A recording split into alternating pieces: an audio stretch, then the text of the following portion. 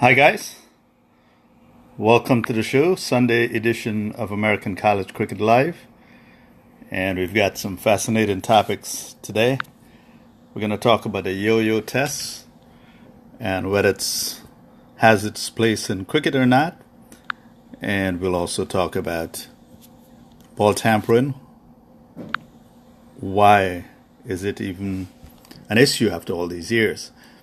And if time allows, we'll also move on to some other topics.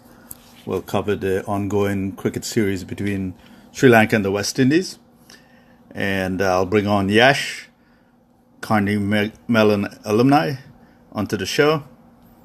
And let's try and get Yash on.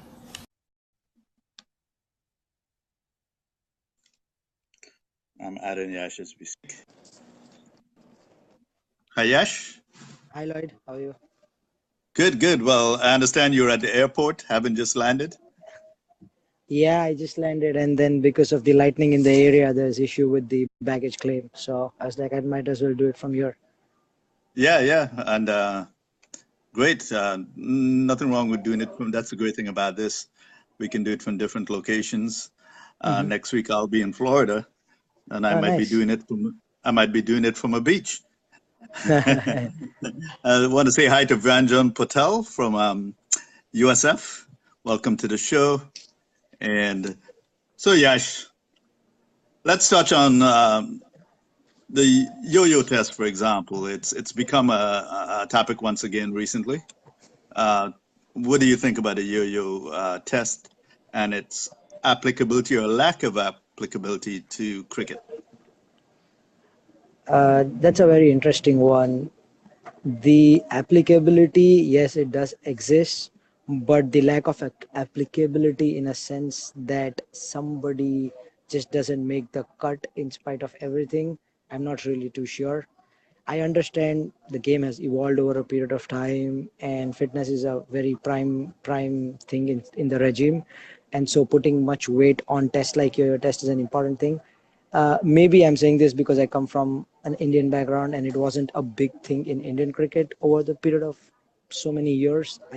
We had something called the beep test, where there are two beeps, and then whatever distance you cover between those two beeps, and then that records the time eventually. So the yo-yo test, from what I understand, is just an evolution of the beep test, where there's a first 5 second where you kind of walk, and then there's a sprint, you come back, and then again 5 seconds for you to slow down but then again pick up speed. So it's kind of an endurance test in addition to just your fitness. uh, Australians, English, and South Africans have been doing this for a period of time, so might not be a lot of new stuff for them. But from an Indian perspective, this is something new. It's good to hear from the out. It's good. It looks good. The players are fit. Virat Kohli does like a 21, where 16.5 is the limit. So that sounds very, very appealing, and we see it in his performance. But I'm not really sure if that works across the board. Best example is Ambati Raidu, right? Like, you must have heard about Raidu being not picked recently, Mohammad Shami failing the test. Well, that's I'm not. exactly why that became again once more in the news. Hmm. My feelings on the yo-yo test is like a number of things we do in cricket, like for instance playing soccer as a warm-up. It's silly. It has very little applicability to cricket, and it comes from, I believe, cricket. A lot of people in cricket have an inferiority complex. They're constantly looking to other sports to draw things from other sports, and it may not even be applicable to cricket. The yo-yo test is definitely not applicable to cricket. Running back and forth does have applicability to our running back and forth. But this idea that cricket players have to be an extreme level, well, measured in a way for fitness that doesn't really relate to the game, doesn't make sense. Um, and even the idea that cricketers have to be fitter now than before. I'll tell you this, somebody in the 1990s or 1960s who scored a century, they perhaps ran 40% of their runs.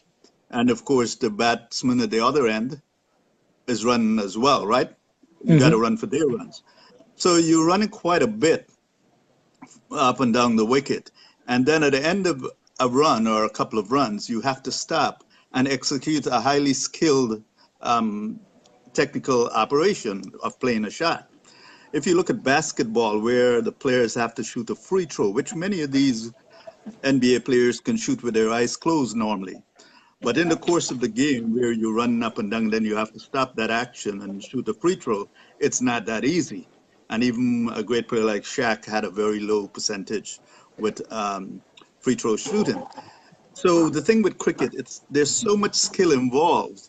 Number one, that it's less important to stress these levels testing, and I don't even call it testing a level of fitness because the test doesn't really apply. Or let's take a wicketkeeper, for example. Your average wicketkeeper in a game dives more than your average goalkeeper does maybe in 10 games. And you're going to test his fitness by having him run up and down, or having him run a 2 kilometer. It makes no sense. So I personally feel that whether it's the yo-yo test or combines as used in the US style combines, don't really apply to cricket. We need more skills. Sure, and like I said, any batsman scoring a century, you can't say that person's not fit for their job. Okay, when it comes to fielding, you can see some differentiation between the fitter players and the ones that are not fit. So I'm not saying there's no place for tests like running and so on, but not where it's done to eliminate players. In fact, I feel it's being used more as a way to make the job of the selectors easy by eliminating certain players on the basis of a supposed lack of fitness. And again, like I said, soccer is an example of where so many teams right now are using soccer as their warm-up. It's really silly. Soccer, you shouldn't be playing one sport. I mean, at what point in the game are you going to be using your hands to catch the ball? I'm sorry, your legs to catch the ball. Soccer is a leg sport. And there it is, they're using it to warm up for cricket. We see that at all levels, right up to the Indian team and IPL and others.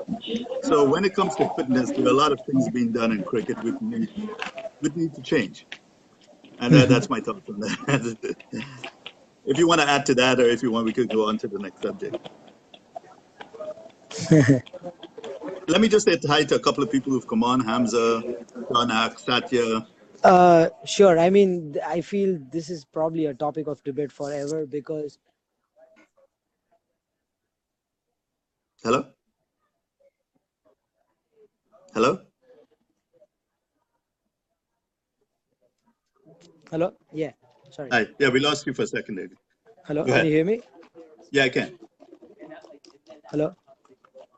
I can hear you. Oh, okay. Yeah. So I mean, I'll just like a quick close on this. It's probably a topic of debate that will always stay, with fitness being different priorities for different people. But probably I agree with you on the point that it should not be a point where a selection criteria is fitness and it becomes easier on the selectors. But maybe that's the way the teams are going this way, where if 10 if 9 out of the 11 players are ready to be fit, then why not the other two? That's another side of the coin. So let's No, but leave you it see, to the that's experts. the thing is the definition of fitness. They're using the definition of just doing these couple of tests. And Hmm. that's where I disagree totally. You can have a test Fair that's enough. more applicable to cricket, right?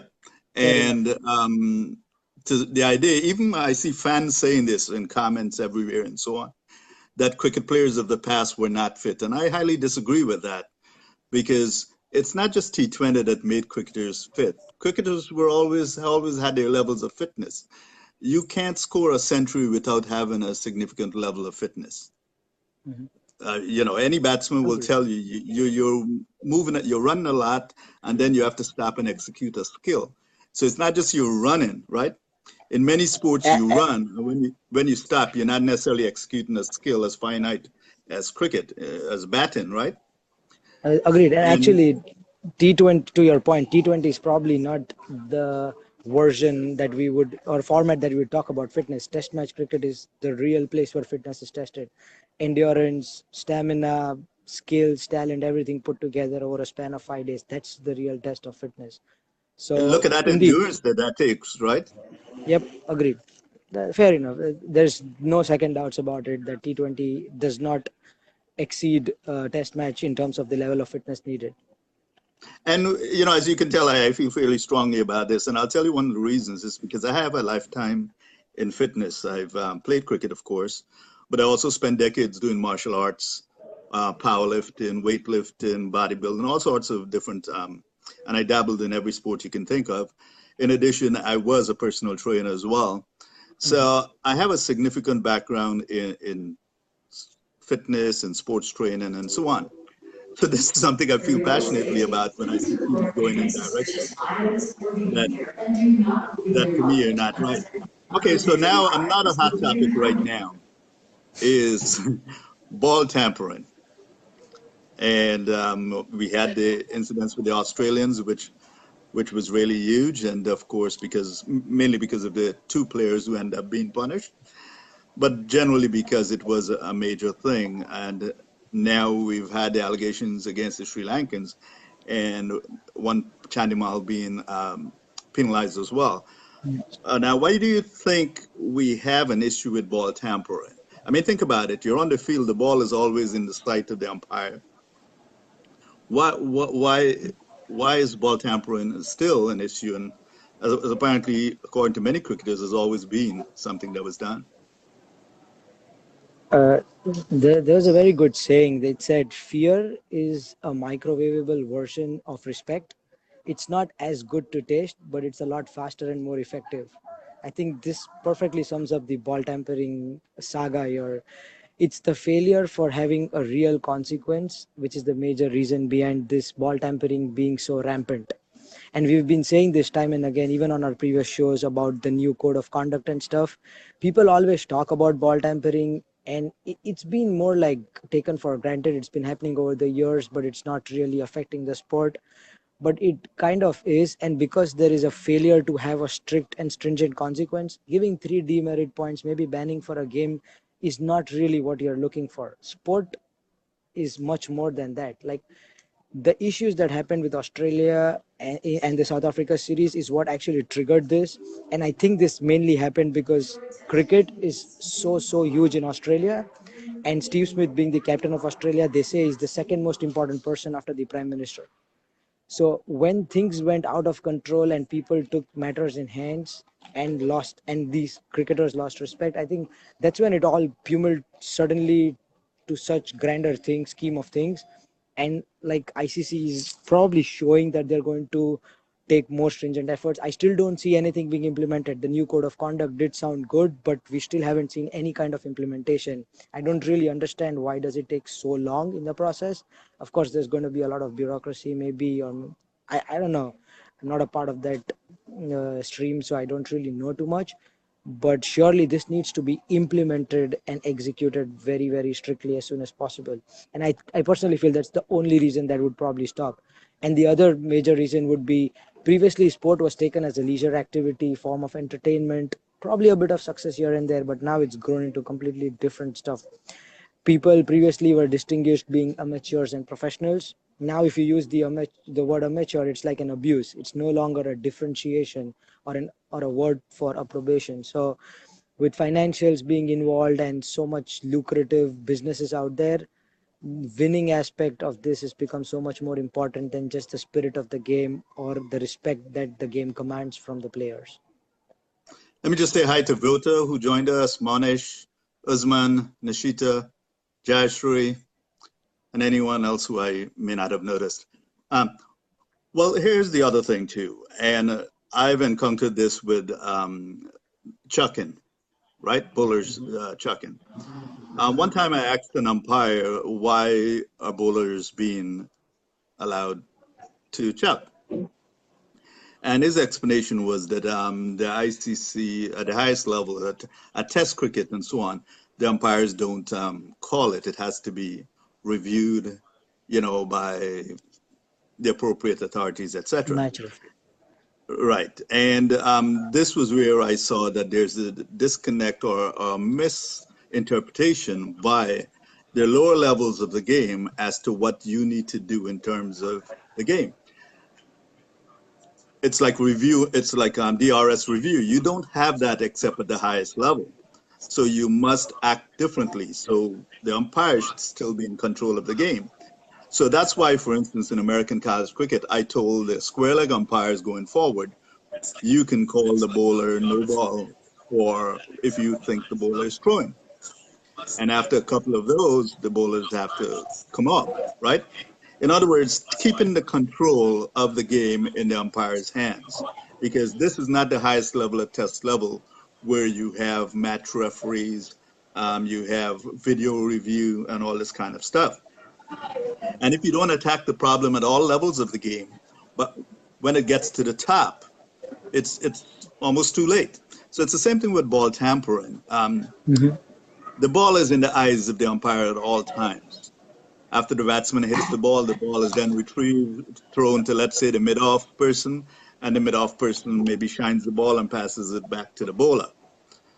Especially if it's a fast bowler, they're shining the ball. Now, there's no point there where they should be taking, let's say, spit from their mouth, taking something from their pocket, or anything like that, that they can't be seen by, let's say, the umpire. So that's where the will to attack this issue has to be there at all levels. And it has to be a culture that there's no level of ball manipulation that's acceptable beyond shining it. Totally agreed. And, I you know, mean, that's there's what I no think about that. defense in the favor. Yeah, there's no Yeah, defense in the favor of ball tampering. you shine the ball, that's it.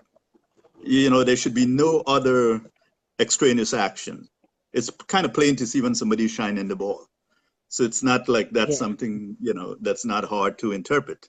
It's when you do some other action, it's where you should be, you know, it called into question. And you can have different levels of offenses. So you can have one, two, or three, the most serious or whatever. But it doesn't have to be a situation where, you know, we've gotten to the point where we are right now. agreed. Totally agreed. Now, West Indies versus Sri Lanka. What do you think about that? I see we have the emergence of, Yeah, after it's a the long time, a fast resurgence. bowler, Sean Gabriel. Yeah, it's the resurgence of the Windies that we know. Real good fast bowling. They have showed their presence, and it's been the fast bowlers who have dominated. But there's nothing taking away from the spinners, Bishu and Roston Chase. They've kept it tight when the fast bowlers were tired. Jason Holder has been really good with his captainship. He's rotated his bowlers nicely, and his bowlers have like always put their hands up and proven how good they are. Shannon Gabriel has been a revelation. I did speak about him briefly in the last segment that we had. He's coming at the batsman just like you expect a real fast bowler to come when he is in confidence. His run up is smooth, he's landing nicely, he's bowling in that corridor with patience, with pace, intent, bounce. It's very good to see. And I think Sri Lankans in the third test, like it's the first day is done, the second match is going on. They came back really, really strong after all the ball tampering saga and their captain being sent away. We saw real good fast bowling from Suranga Lakmal and Lahiru Kumara. They have been the fine, like not the fine, but they have been the good players for Sri Lanka over the span of first two test matches. Again, Shane Dowridge stepped up, scored a very valiant 50, and so did Jason Holder, just like the first test in Bridgetown. When the chips were down, they put up a record partnership and a match-winning partnership. Not sure what's going to happen in this match, but it did propel the West Indies from 53 to for 5 to I think it was like 190 for 7 the last I saw. So still something to bowl at for the bowlers, especially when the pitch is doing so much for the fast bowlers and Gabriel and Roach in such good form. Good. Well, I hope also people look at this series not just as two weak teams battling, but just as two teams battling, because Mm-hmm. whichever team wins in any particular match, I don't want to take away anything from the fact that they won, you know, because you had, at the end of the day, you have to do certain things. You have to take wickets, you have to score runs to win. So I hope that people come away from it just rejoicing in the fact that these teams are truly battling it. We can't really get too excited, you know, we can't go overboard and feel that this is a full turnaround necessarily for the West Indies team. And of course, Sri Lanka has their issues now as well. But certainly it's Mm-hmm. a good series for both to be battling like this. Now, I want to touch briefly on the New York City High School League, the PSAL. They finished their season, and John Adams High School won their third championship. And they actually have been in 8 finals out of 11 seasons, and they came out as champions once again. Their coach, Alex Navarrete, who started coaching them without any background in cricket, he's a soccer guy. He has actually now been their coach for that all those 11 seasons and come out with a winning record such as that. He was just awarded 2 nights ago the Coach of the Year out of 33 sports in the New York City High School PSAL, which stands for Public School Athletic League. And he was appointed, given Coach of the Year. Alex Hussain won the Wingate Award, which is for the Cricket of the Year out of 700 or more high school players. So we want to congratulate them. And tomorrow there will be their All-Star match, so I'll be attending that. But which brought me to, and Jamie Paul Lloyd, who you might have heard of or even met, brought up something about which was the top sports team of the past decade. And his thought was that it was the New Zealand All Blacks rugby team. So he and I, as well as you, came up with some numbers, and Bassett Thompson, the commissioner of the high school league, came up with some numbers. And we realized that basically John Adams High School, University of South Florida Bulls, the New England Patriots, and New Zealand All Blacks were probably more or less around the same in being the top teams of the past decade. So thank you for that input on that. Oh, and I forgot Chennai Super Kings as well, because they've got Chennai 3 Super. championships in their 9 years, and you gave us the stats on that. So thank you for that. Anytime. Numbers always amaze me. We were actually talking about the ODI being a disaster, and I had a few numbers on that too. You want to put that out there?